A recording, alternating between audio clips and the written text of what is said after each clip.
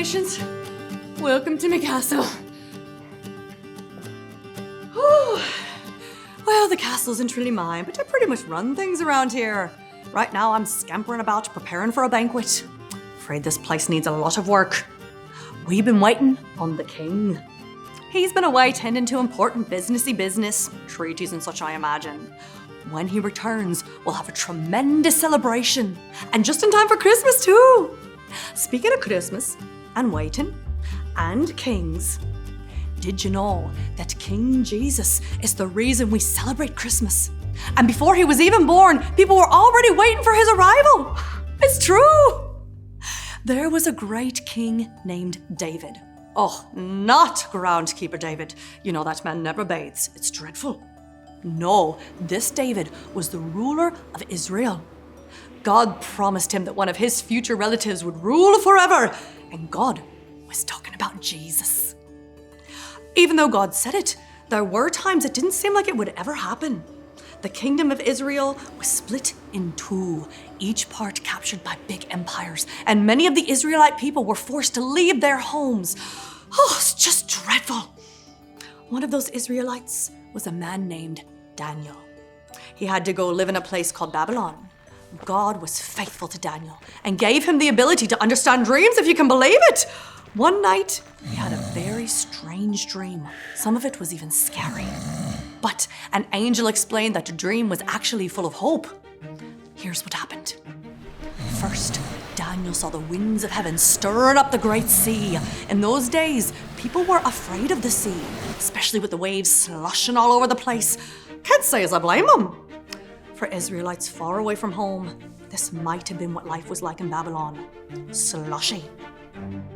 Next, 4 beastly creatures came out of the sea. The first 3 looked like different hungry and fierce animals mixed together. But the 4th was the fiercest of them all. It was quite destructive.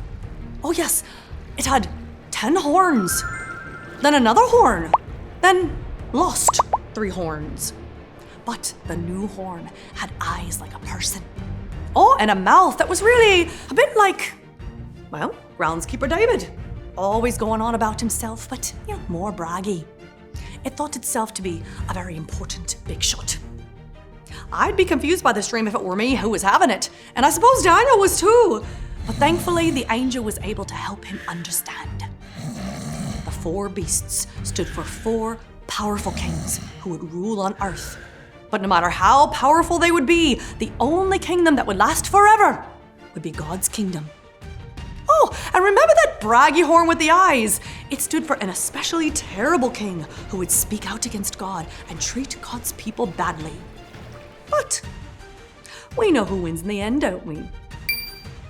Just when Daniel's dream was at its strangest, there was suddenly order and control. God was on his throne, ready to judge with perfect power. The first 3 beasts surrendered, and the 4th beast was destroyed. God won, his kingdom was coming. Then Daniel saw something rather fantastic, really. Said he saw one who looked like a son of man. He was made king, and rightly so. This was the everlasting king who God had promised David. Daniel watched as people from every nation worshipped him. Did I say who that king was? It weren't smelly old groundkeeper David, I'll tell you that. It was Jesus himself, born in Bethlehem. We celebrate his birth every year. A little holiday, maybe you've heard of it. Christmas. We know that he would grow up and call himself the Son of Man. But Daniel didn't know any of this. He only knew that God would send an everlasting king. You didn't realize that a dream about fierce beasts could be a part of the Christmas story, did ya? Well, it's because the real heart of the story is waiting with hope. Oh, I've got to get back to work. There's so much to do before the king arrives. Oh, good day to you all.